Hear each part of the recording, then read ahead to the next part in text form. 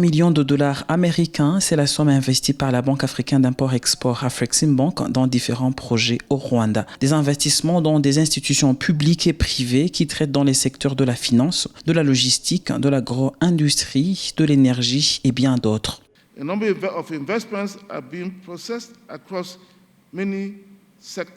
Un certain nombre d'investissements sont en cours de traitement dans de nombreux secteurs et industries, allant du transport, de la logistique commerciale à la production d'électricité en passant par l'industrie manufacturière et l'agro-industrie. Ces prises de participation, qui s'élèvent à plus de 50 millions de dollars, viendront compléter les 400 millions de dollars déboursés par Afreximbank en faveur d'entités rwandaises au cours des dernières années. Ils permettront également de stimuler les activités industrielles locales, de créer des chaînes de valeur nationales et d'améliorer la préparation du Rwanda à exploiter les avantages de la ZLECAf.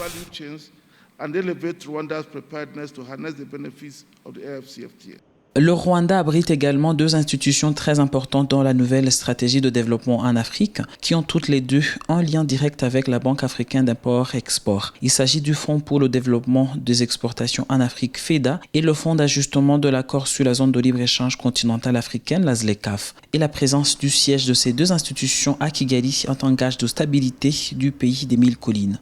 Moreover, FEDA, as we know its mandate, will continue to serve.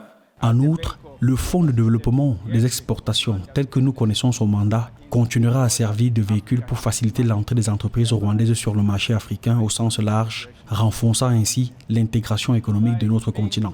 En étant présent dans notre pays, nous voyons le mandat de la FEDA s'élargir, mais surtout consolider et renforcer la position concurrentielle du Rwanda en tant que plaque tournante de l'innovation financière et de la facilitation du commerce.